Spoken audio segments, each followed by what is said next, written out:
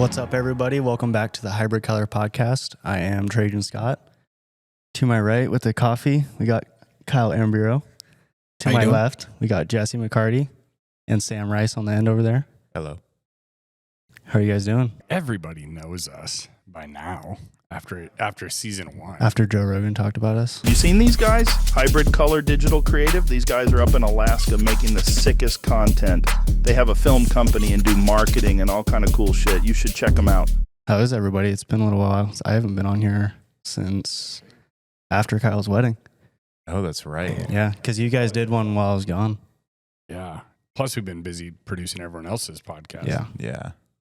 I think the client podcasts are huge. I think it's really cool to like sit them down and pick their brain in a really casual setting. Well, I've said it with complimentary. Like, I learned so much listening to them for ours. Yeah. People just have good insight. Like, it's like being able to hear someone else in a different field talk about something that you can take a relevant piece and bring it into, you know, we're all kind of doing the same thing. Mm-hmm. I think that's the biggest surprise for me is the more industries I hear talk, I'm seeing tons of parallels. Mm-hmm. Just baseline. For sure. Same struggles, just different ways. Especially with complimentary, I think the most. Design style, like, how like design thinking, like with the approach, technique. Rushing creativity, you know, being up against a budget or some kind of constraint versus, you know, how far do you push it? How much do you give your time? And then how everyone else talks about their process individually. You know, don't call me and say, give me a great idea right now, you know, but it'll come to me when I'm driving home or something. You know?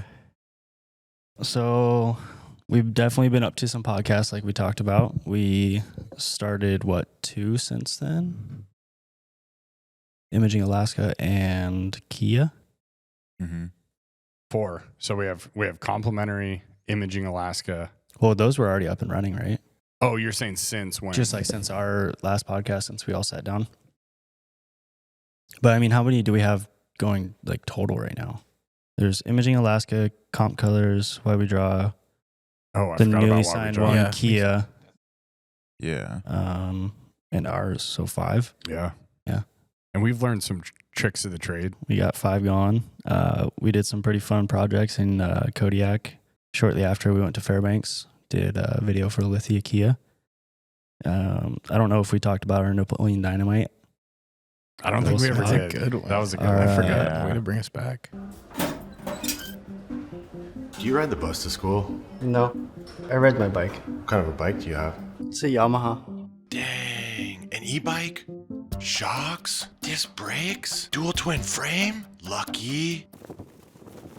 Do you ever take it off any sweet jumps?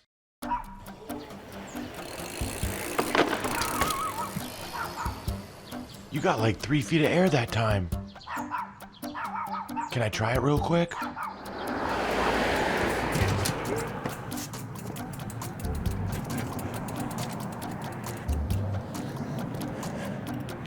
Yes.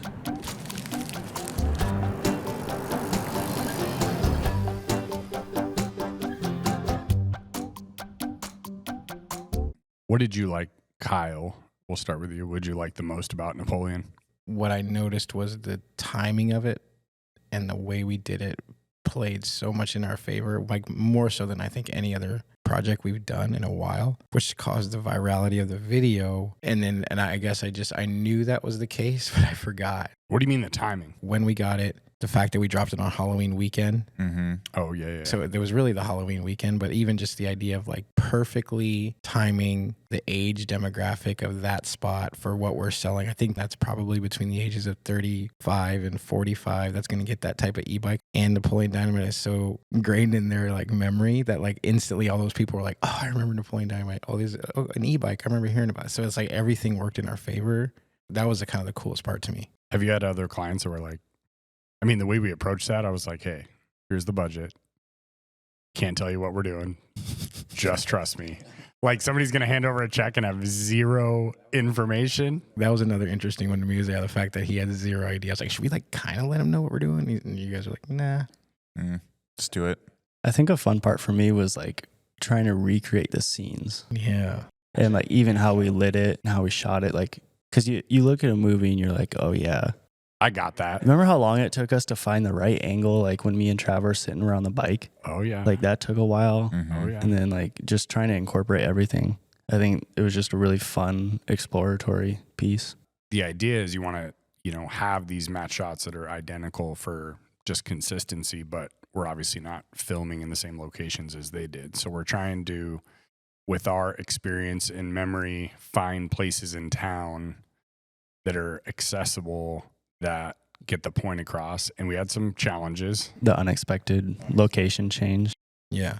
Getting approval, and then we show up to film and they're like, oh yeah, I shouldn't have said that. You're not approved. Okay. Change on the fly. Yeah. I think actually one of the impressive things was your first location. That house you found. Yeah. Granted, it was on a busy street, but actually had the right look and the decorations. Yeah, the Halloween The decorations. Halloween decorations were just perfectly placed, so like they felt real and like They were that. like subtle too, but yeah. I mean, I think that was a happy accident, something we got lucky with. At first I was like, okay, I know the house in the movie. What part of town has a similar year, feel, location? Okay, I'm going to drive over here. Okay, I'm going to drive over here. And I spent like 3 hours driving around. Luckily, the neighborhood that we ended up finding was the neighborhood I grew up in, which is a mile away from the studio. around the corner. I was like Literally around the corner. But the biggest thing was trying to find not only the house, but knowing that the sun had to be rising at noon from behind. That's such a tweaker thing. The Most town. normal people wouldn't even care. you get the But like highlight, the backlight on his hair. No, I agree. to us, we had to like do that. I know in the movie he's got like some long, female piece of hair blowing in the wind that's attached to his wig or his hair or whatever. And that resonated immediately, that the light is behind the subject when you're shooting. So the fact that I lucked out finding a house that had a very, very similar feel, didn't have a sidewalk, but had a nice, road, same distance, gave Trav the ability to stand up on the lawn. I mean, that first shot worked in a lot of ways for us. Picking the locations and even having that that issue with the initial locker location and everyone was kind of like, well, what do we do now? Like, where do we go? It reminded me of doing projects in like high school or when you were first filming where you're like, are we even allowed to like be here can we right even now? do this? Yeah. Let's shoot it anyways. It kind of brought me back to that sort of feeling, and it was a lot of fun, and we were moving around. I mean, we shot it all in a day. Yeah. Well, how about the relationship building over the last few years with certain people that Mhm. allowed us to move and pivot quickly? Mhm. Yeah, totally. Hold on. Before we go past it, let's talk. Let's give Trey a round of applause for that. You know what I Yes. mean, Trey? I should have shaved everything Talk but the about mustache. talk today. about on the fly. Like Trey is like, no. I remember Jesse was like, Trey, you want to do it? And Trey's like, nah. But then once Well, I had to ran- talk to my agent first, and then he gave me the approval. So then things got moving. Yeah, no Yeah. doubt. Yeah, he had to check with his PR people to see if it was gonna be like a weird deal. So my perception of Trey during that project was he's like, no, I'm not doing it. I'm not doing it. I'm not doing it. And then all of a sudden he's like in full costume and he has like a trailer and, he's like, don't bother me. I'm reading my lines. He went from one end to He went from I'm absolutely not doing this to completely on board in character in like a matter of like 12 hours. He came back in. He's like, does this shirt look good? I was like, I'm really trying to be Pedro. It was once I put the boots on. Yeah, once he put the boots on, he knew he was made for it. oh yeah, you were wearing my boots, right? The duct tape belt buckle. It's a Yamaha. I have to say that a lot of people who don't know the film industry, they, you see the credits at the end of the film running and you see these little things that you're like, what the hell's a key grip? Yeah. What is the, costume person do really? I went and found and scouted the house for scene one. I went and drove around and got, multiple stores to get the right costumes for everybody. And then I don't know how we lucked out on the Napoleon get up that you found on Marketplace. We picked it up in Chugiak. Again, like it was Halloween. Like they're like, oh, I have a Halloween costume. It's Napoleon Dynamite. I'm like, perfect. The boots. Go past just finding the outfit. The boots were his size and he still wears them. Yeah, He still wears them. He wore them here the other day. Hilarious. But yeah, back to networking and dealing with people. Big shout out to Matt Shasby, UAA. Oh yeah, Matt. Appreciate coach. that. Yeah. Bailed us out. Bailed us out big time. I was like, hey man, we just had somebody, kind of screw us over. I'm looking for some lockers. and he's in the middle of a hockey season. I'm sure he's busy as hell. There was a game that night, wasn't There there? was a game. There was the opposing team was in the locker room with us. He's like, come on over. He's like, but you got to be out by. You got to be out by 3:30 because Air Force is here and that's their locker. We're gonna beat the brakes off him, but we need him to get ready for it. Ooh, let's go, Shazby. But yeah, big shout out, Matt. Thank you very much. That was huge. He'd be a good guest. Yeah, he would be. Yeah, fantastic guest. Do we have any other projects that we've been excited about in 2023? I thought the one to kind of close out the year, the MCG Secret Sauce, was pretty fun because that started. That was a good one. Back in October? Yeah, how that project got created was that Rob Culbertson, marketing director, and Haley Starweir came up with this idea that, actually, let me back up. Evelyn had coined this phrase where she said MCG has a special sauce. That's like the special sauce of MCG. It was the ending statement of their brand relaunch, and it resonated really well. And then so Haley and Rob decided, hey, let's take this sauce thing a step further, MCG Secret Sauce. And once they said that, like, we're gonna actually create like the physical embodiment of like what a company has, I was like, this is gonna be fun. I'm always impressed by Rob, the label on the bottle. It was so even the beautiful style and perfect, and the style, it had this vintage holiday feel, and it was just perfect. I feel like that sauce could do well if it was like mass produced. Oh yeah, The secret so sauce, good. like, okay, it was like a branding exercise. And I think that MCG specifically has been a really cool client to have and work with, because they've always had this interesting identity where they are willing to step outside of what they actually do. They're an architectural firm at base, but like they came up with this thing called MCG Object years ago, and they actually were going to even lease some space, and they were going to start to create objects that like are from the north that can make people's lives easier because they're designers at heart and they understand they're just starting to solve problems. So that, like, the first thing they created was an ice scraper. It was really cool. And Garrett was kind of the one that did that, but like just the company that like is like, hey, like let's move somewhere else and do a different venture just to see. well, if you watch all their stuff, it's almost like architecture is just sprinkled in, Mm-hmm. which in turn is like, oh, if they think about design so outside the box, I mean, in a literal sense, that's what it is. We're all using different mediums, but if you're a designer at heart and you're like a problem solver at heart, I think that that's what you just think like that. Mm-hmm. How can it make the world easier?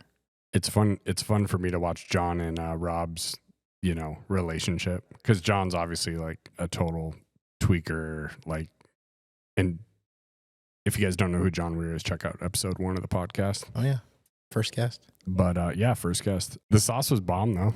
I definitely enjoyed it. Kyle hijacked 5 bottles. I know. Well, I was saving them because I didn't know if we need to shoot. No, it. I definitely demanded a bottle. I was like, I want one of those. Trey was like, "Hey, babe, what's up with that sauce though?" Where'd all those extra sauces that Rob brought in? Kyle's like, oh, they were in my pocket. I took them home. I was like Trey when we went silvers fishing and got all those silvers, and Trey's like, oh yeah, I'll vacuum pack those for everybody, and never brought them back. For everybody. Actually, yeah, I do still owe Sam fish. They're nice and cold though. Dude, I'm fished out. I'm like giving fish away. I ate all mine. I need some more. Oh, dude. I'll hook you up. I got some. I haven't cooked some in a while. So it was funny. I was actually, when we were doing Secret Sauce, the product shoot side, Product photography. I think we should talk about that briefly. I was telling Bella about it. I was like, yeah, we're shooting a hot sauce today. She's like, oh, for who? I was like, well, MCG, or the architectural client. She's like, why? For their holiday video. Like, just does not make sense. This is getting more confusing.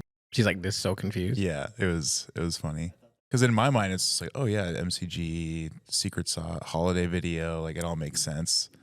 I thought that studio shoot was really fun. Definitely, I love those because you can just really try stuff. Definitely got weird. Get her a little bit of different technologies and riggings, and shout out to Sam on the pouring. It was kind of cool. I think the idea of it was I think we cooler thought it than was way cooler than it was after we saw it. No, it was badass. But again, I think the reason was the white background. You couldn't see how dynamic what you had created was. Yeah. Had you had turned around and done that and faced the studio, it would have been epic. Yeah. Like, had a little bit True. of eggs and poured that boy, it would have been game over. True. Today I just saw like a box that I don't know how much it is. I'm sure it's $50,000, but it's basically a box that's outfitted with a bunch of cameras, a bunch of lights, and you just basically hook up your laptop to it and it shoots whatever product from X amount of angles, and then AI takes it and makes you an edit, whatever angle you want, whatever movement you want. It was pretty cool. That's insane. It's like instant production. Yeah, it's getting out of hand. Yeah, maybe we should we go down that rabbit hole a little bit? I don't know if that's on your list. It is not. I'm definitely not the one to talk about it. It's definitely Jesse or Sam. You guys want to talk about Choppity. Sorry. Yeah, Sam, just go get on Choppity. And Yeah, get her throw it done. into Choppity. Get her chopped up. Chop it up. God, dude, what is wrong with me? Choppity, like I can just picture somebody walking into the boardroom and being like, guys, I got it. Hear me out. Choppity. And everyone's like, love it. Get this man a raise. Sometimes I'm like, what? Collectively? Yeah. Dude? Well, that's like the thought process on everything that's like so basically named, and Yeah. somehow they get huge. It's almost the idea to like make the name as simple as possible. I mean, obviously these companies have been around, but you got like, Pepsi or Apple. Like, Yeah, no, that's you know what I mean? Yeah, like I remember, one of the early iterations of hybrid color, which is pretty funny, was when I was coming up with the name for it, I actually saw this company called, it was like Plum Media.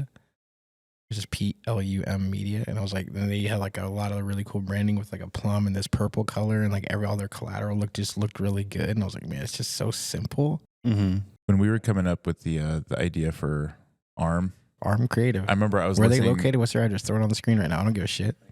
Scroll their website. I don't even know if they're still in business. They're definitely still in business. Holler at your boy. Problem is they're going to see this at some point and they're going to be like, damn. They're gonna be like, damn, that's tight. We got a shout out on a podcast, the biggest podcast in the Northwest Coast. Spinard. What is the Northwest Coast? The North, it's pretty self-explanatory.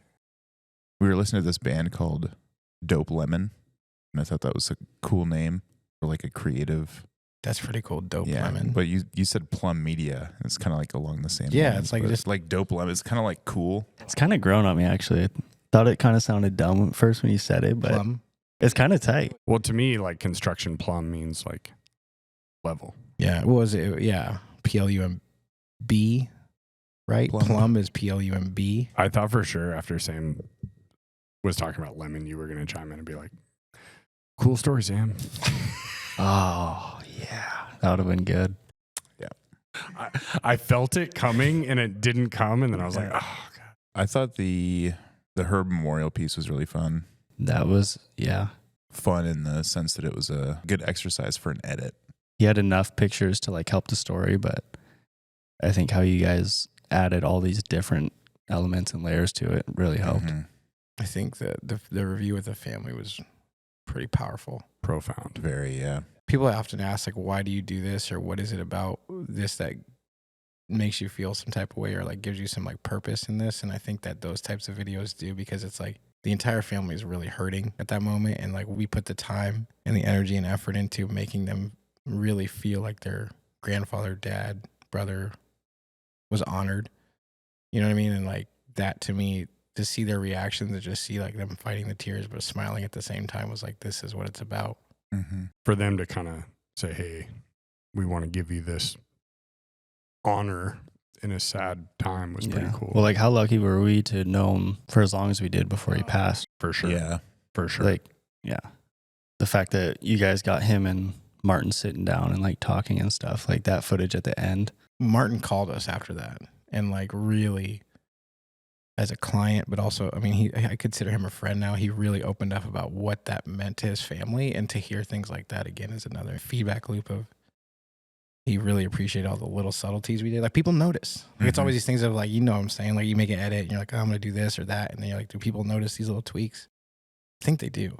I think as a whole too, they might not notice the one here and one there, but when you put them all together, it just builds more of an overall like put together feeling. It builds the emotion, and what happens Yeah. is it just intensifies the feeling, and then they need to talk about it or get it off their chest that something happened to me. Mm-hmm. I was pretty nervous about all the military footage. I was one of the main people that said, hey, I'm concerned about how this is going to land. But, at the same time, it's like, well, this was this his was life. history Yeah. and this is what he dealt with. Show it. And that was the thing people liked the most. That was another feedback loop I didn't actually identify was going to happen. Like all that World War II footage you found. The sound design under it. Yeah, like it makes me Yeah, feel yeah. this energy again. Or not again, but it makes me feel what that energy must have been like. How many people were there? We determined 500 people. I think something like that. It's pretty cool to show the piece in front of that many people. Facts. As a team, we're more educated even on how we and what we do. For sure. Don't you guys feel that? Mm-hmm. Yeah. I feel like we're taking a different approach to things instead of just straight on. We're much more calculated, efficient. We understand really where we're going and how we get to these outcomes and solve problems. And we're able to do them in different ways too, which is kind of cool. We've gotten some clients that have allowed us, like, it used to be, again, like video production only, but now we're doing all these other things. So people are like, oh, well, now that we have them doing this, the video production, like we can pull this to add to that. And it just like intensifies everything. It's almost everything becomes more potent. Mm-hmm. Mm-hmm. Fully encapsulated all these different things that we're doing for our clients. The cohesive sort of approach. We have our hands in all of it, so we can just make it more cohesive. The video, the photos, the graphic design, websites, the social posts. Like, I think people are impressed with our speed. Speed is good. That's definitely one thing we've kicked up, getting things out faster. I started noticing it years ago, but I definitely, because it used to be like when I worked at Channel, it was literally shoot all summer, post all winter. mhm. It wasn't exactly like that, but that was very much the process. We hunkered down in this in the winter. And then it's like we started seeing that start to disappear because people would be like, oh, we shot this. We need to get it out in a month. We need a timely piece. Yeah. If you can deliver on that, I think at the end of the day, that they look at you and they're like, wow, that made my life so easy. Maybe it's not even just speed, but being realistic about when we can deliver things. Because I think in the creative field, it is hard to sometimes identify how long something could or may take. I think it really depends, because sometimes you don't want to have to think of everything to do. You want a little bit of like, you want someone on the other end giving you some direction, and then you take the creative part over. You know how to do it, when to post it. Yeah. You don't so much need to think of what to do. There's a balance. Yeah. I guess what I think I'm trying to say is like once you've built a relationship with a client, Mm-hmm. it's almost like, you're finishing each other's sentences idea. Yeah. That's more so what I'm talking about. But To me, it's literally, if you had to define it, it would be, hey, here's my problem. What are your thoughts? yeah, That's literally the path. That's where it Mhm. starts, because like, okay, what resources and things can we use to solve it? And that to me is where you really get some cool opportunities to do cool things, because you're trying to solve problems. I think that businesses in general are having more challenges, more concerns, harder times, which is making them identify touch points and things that are clunky in their systems. Mm-hmm. And then we at Hybrid are mitigating that and smoothing that over. And then the speed elevates and they're like, why am I not just working with these guys all the time? Mm-hmm. You know what I mean? I think Yeah. we've seen that a lot lately. I just think next year is going to be just really, if we can keep our efficiencies and keep our speed, it's going to be monumental. I mean, honestly, that's what I'm most excited about. We're bringing on another team member. Yeah, I mean, in my mind, sky's the limit.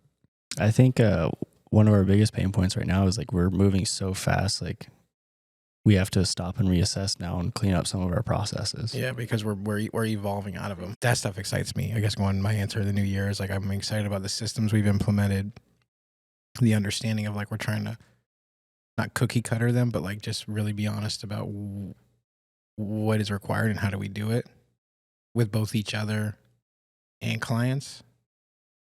Because at the end of the day, like I just don't want it to be like, oh, like we're just doing things. I want it to be like, okay, you have some ownership in this. You figure it out and help us figure it out as a team. And I want this to be something that you're proud of and you create. Mhm. It's interesting you said that. I always have this thought like late at night. It's like, yeah, I like what I do, but I'm kind of doing the same thing every day. That idea, right? But truly, I'm like excited about the future because Yeah. I keep thinking clearly 2 years ago, a year ago, we've done just cooler and cooler and bigger things. You know what I mean? And a lot of those things we talked about hitting. 3 out of 4 have hit. We're still waiting. We didn't get a no on the 4th. You know what I mean? Like these exciting things that are happening are what keep me motivated. Like quiet consistency. You can't really see the changes from day to day, but then you look back, I mean, even a week, 2 weeks, 3 weeks, a month, and see how much we've done and like how much just being on top of every little thing consistently builds up. 100%. I think we've done that pretty well. So to speak to Kyle, I don't want to just be doing things and being busy. It's like I want those things to be rewarding and showing growth and, building upon the future, Yeah. It's infectious. I mean, when we're all firing on all cylinders and like doing things like that, we're all moving. It's like, I even think there's this interesting look of like, we're all moving in and out of this space and actually we're not talking to each other, but everybody's got something they're doing. Mm-hmm. Yeah. That alone to me gets exciting. And then I'm like, in my head, I'm like, man, I better make sure I get my stuff together. Like seriously, like that's how that happens. Mm-hmm. I remember me and Sam were gone one morning for a shoot. Oh, and we didn't come back till like probably noon or so. I was like, where are the guys? Like, we're at IA. They were filming there. Like, we had a shoot. What are you talking about? I'm like, respect. I'm actually really excited to see where the AI voice stuff goes because we had like a quick change yesterday for Hilltop on the script, and I was able to just type it in, export it, send it to them. I'm fine. I think the whole world knows what AI is doing. They may not know to the level of tools that are available, but at no point do I think AI is doing my job. Mm-mm. No. Do I No, think it's AI not. is, I think it's a small time save that I'm 100% going to grab because it just means I can help more people and do more things. It's more convenient for us. It's more convenient for the client. And I mean, for certain situations, I just think it's going to be. You're also not throwing it to the wind. I mean, you have to review it. You have to, make sure it's doing what it's doing. Which a good description of some other people I've watched some YouTube videos about people describing and talking about it. It's getting you past the like time consuming part of like editing and getting something to a point to where then you can start to get into the sweetening phase or the creative phase faster. Yeah. That's you like, I can get here faster. So therefore, even in a budgetary perspective, I could spend more time being creative. Mm-hmm. Yeah.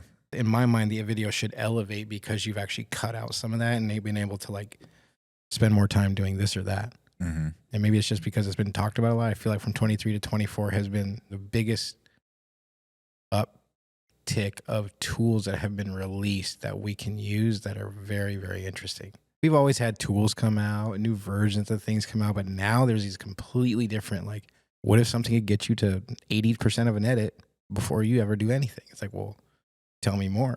Yeah. Yeah. 100%. Plus, I think you have a million YouTube people that are completely, and everyone's talking about it. So it's like, oh, I wonder if there's a video about this. And, some guys, oh, check out this AI tool I found and it works really great. And it's like, if the production company down south is producing videos at double the speed. Yeah, you're not competing. And you can push back on it as hard as you want. I mean, Being honest about what it is and if a client thinks, oh, you're not being fair to me because you're using AI, the other side could be like, well, the client also on the other side could be like, I mean, this is really top notch and you got it to me super fast. Like, I'd almost pay more.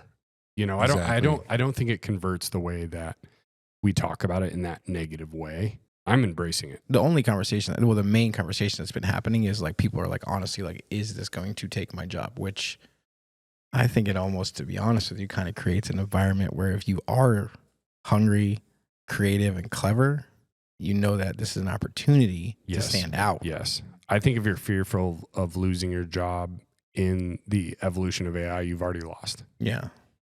Or you're nervous about the fact that the skill set that you possess isn't high enough value Exactly. to, you know. I feel like we covered a lot there. I think it's great.